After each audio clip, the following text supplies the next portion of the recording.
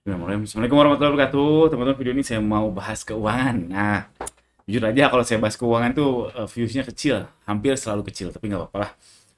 Yang kepikiran bikin itu. Oke, saya mau bahas tentang contoh COA atau COA ya, Chart of Accounts. Jadi apa ya?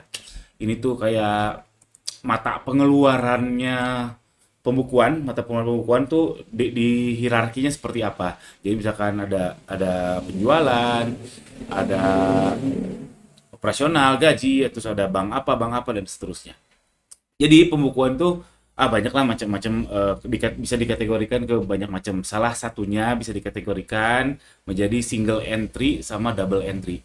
Single entry itu sederhana, simpel dan saya sangat menyarankan buat teman-teman yang baru mau mulai nyatet, baru mau mulai bikin pembukuan, pakainya yang single entry aja. Single entry itu kayak gimana? Cash in, cash out, cash in, cash out, cash in, cash out. Jadi uang masuk, uang keluar, uang masuk, uang keluar. Gitu aja. Simple, nyatet itu aja. Lalu dicatat tanggalnya, kebutuhannya apa, uang keluar berapa, uang masuk berapa, setiap pengeluaran, setiap pemasukan itu dicatat. Gunanya apa? Banyak teman-teman, banyak banget gunanya. Kalau datanya udah kekumpul, kita bisa lihat trennya.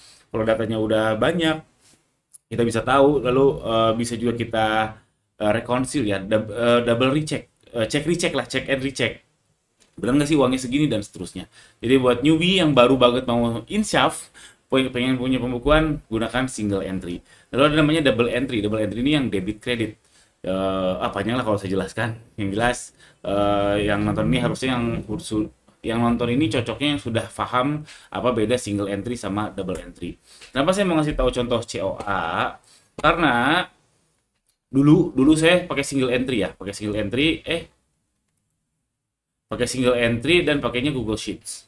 Ini sampai tahun 2024 awal kayaknya dulu. Jadi saya baru setahunan migrasi ke double entry yang lebih apa ya, yang lebih akurat. Double entry itu lebih bagus tapi pusing, memang pusing. Dan single entry juga ya cukup sebetulnya, bukan berarti jelek. Jadi double entry bagus, single entry ya sorry, double entry lebih bagus, single entry juga bagus. Akhirnya dulu saya pakai single entry, pakai Google Sheets, lalu saya migrasi, saya cobain pakai double entry yang debit kredit pakai Google Sheets.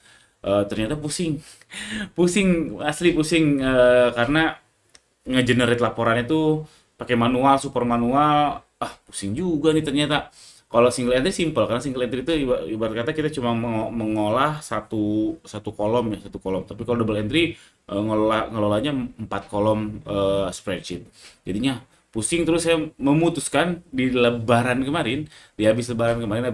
2025, ya udah saya mau migrasi ke tools pembukuan yang baku. Saya coba pakai Accurate. Kenapa saya memilih Accurate? Karena dia terintegrasi sama marketplace ya. Jadi saya kan pakai Big Seller. Di Big Seller ada integrasi marketplace sama Accurate. Wah, menarik nih. Itu satu. Kedua, setidaknya ada dua teman saya yang pakai Accurate dan dia merekomendasikan. Oke, sip. Makin yakinlah saya kala itu setelah Lebaran itu migrasi dari Google Sheets ke Accurate. Lalu saya kontak si Accurate-nya, biasa dong, karena saya kan konten kreator ya. Saya bilang, saya mau dong jadi saya mempromokan Accurate di YouTube saya.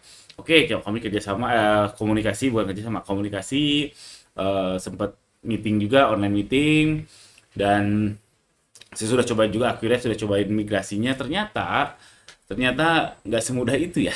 Ternyata nggak semudah itu. Dan ketika di ujungnya pas saya bilang, aduh ini kayaknya susah nih convert convert teman-teman yang nonton untuk daftar Accurate. Jadi kalau teman-teman yang udah daftar Accurate, yang udah ngerti kontes ini apa, daftar Accurate, bisa dapat diskon loh, bisa dapat diskon. Klik link di bawah, itu ada link Google Form, isi aja di situ, itu langsung ke Accurate-nya, bisa dapat diskon pakai nama saya dalam tanda kutip. Jadi ternyata saya pikir ini terlalu kompleks menurut saya. Accurate ini ternyata memang memang bisa integrasi antara marketplace sama Accurate, tapi langsung langsung dijejerin semuanya, alias jadi overwhelming. Saya jadi ragu ragu banyak orang yang eh, mau mau subscribe ke Accurate. Dan lagi Accurate ini berbayar bulanan.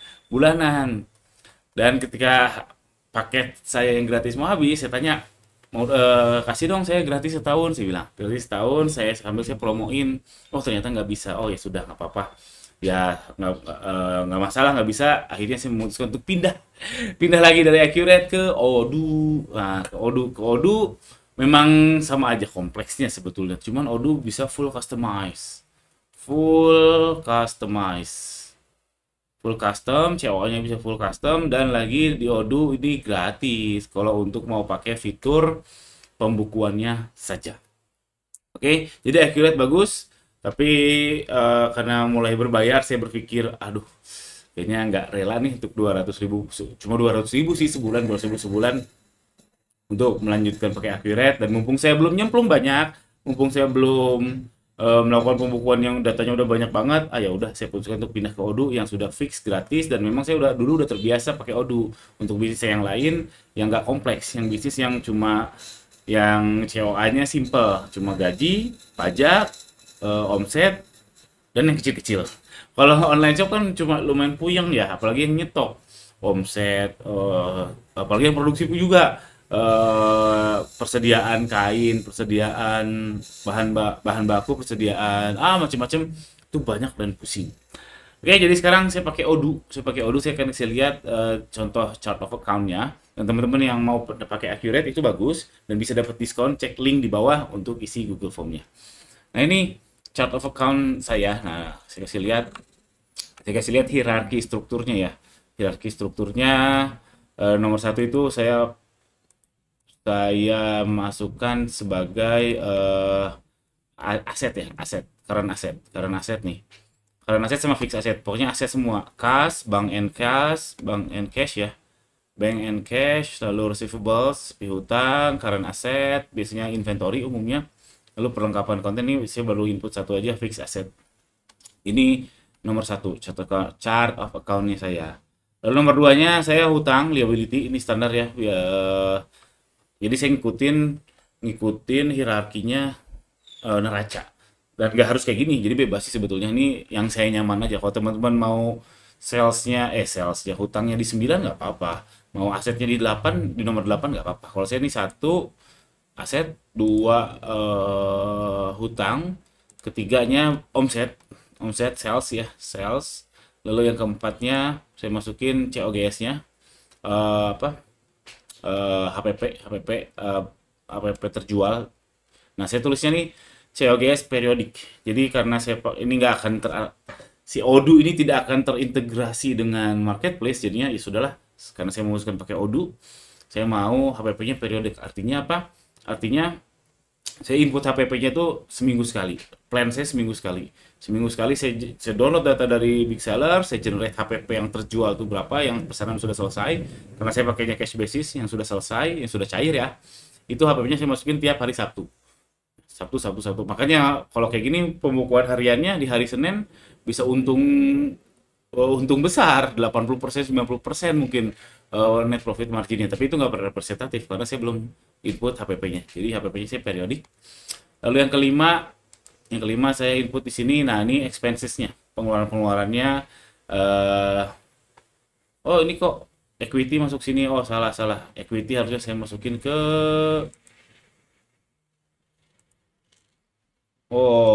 itu ketahuan. Untung bikin konten ini. Equity berarti masuk ke 6 aja deh.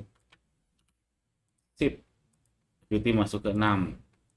Yang 5 ini expenses, gaji, operasional harian, kontrakan, admin bank, subscribe platform, ongkos kirim, marketing iklan Shopee, marketing CRM, stok koreksi persediaan. Nah, ini saya gunakan karena saya nggak mau mengintegrasikan sistem gudang saya sama si Odoo ini. Jadinya saya menghitung persediaan saya itu by capture. Artinya misalkan saya SO hari ini SO, minggu depan saya SO lagi.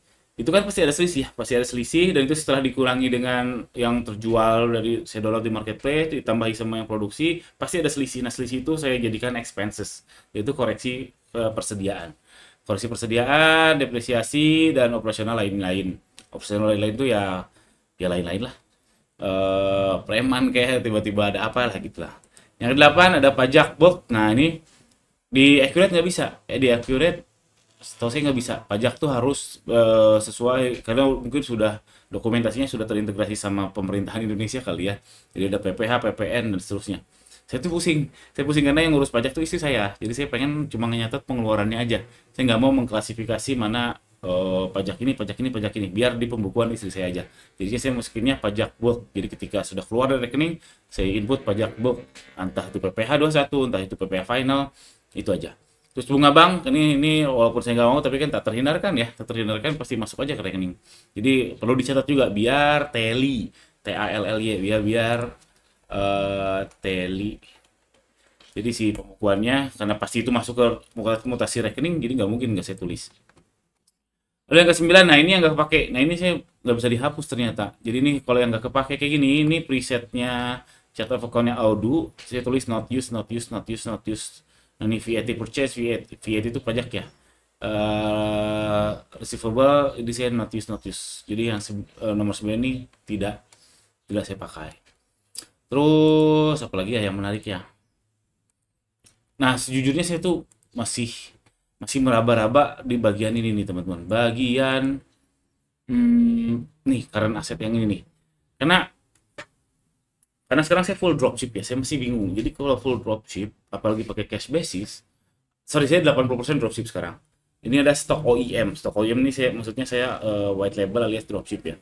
Ini masih belum begitu kebayang cara pakainya karena kita dapat orderan, terus kita kirim PDF ke supplier kita, terus kita bayar. Barangnya punya siapa? Barangnya punya kita kan, tapi nggak masuk ke persediaan, langsung dikirim.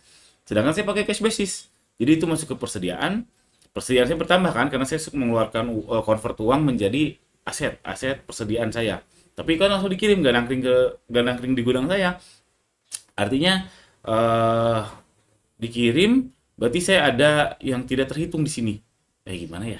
Nah itulah jujur bagian ini saya masih meraba-raba, khususnya yang hubungannya si OEM ini alias yang dropship ini dengan persediaan yang saya punya.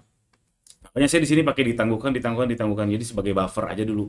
Jadi karena kan aslinya ini kalau saya input dia akan masuk ke neraca, tapi kan nggak pernah nangkring di neraca saya, nggak pernah nangkring di gudang saya, karena langsung dikirim ke customer. Tapi saya udah bayar. Nah gitu ya, bingung ya. Ya gitulah, saya juga masih bingung. Ya saya belajar terus, makanya tadi saya sampaikan awalnya saya pun single entry, double entry ke Google Sheet, sekarang ke dulu baru-baru ini ke Accurate cobain, terus sekarang pindah ke Odoo lagi ya, belajar terus. Jadi teman-teman, mudah-mudahan video ini ada manfaatnya. Jangan lupa subscribe, jangan lupa klik keranjang di bawah untuk beli kaos biar samaan sama saya. Oke. Assalamualaikum warahmatullahi wabarakatuh.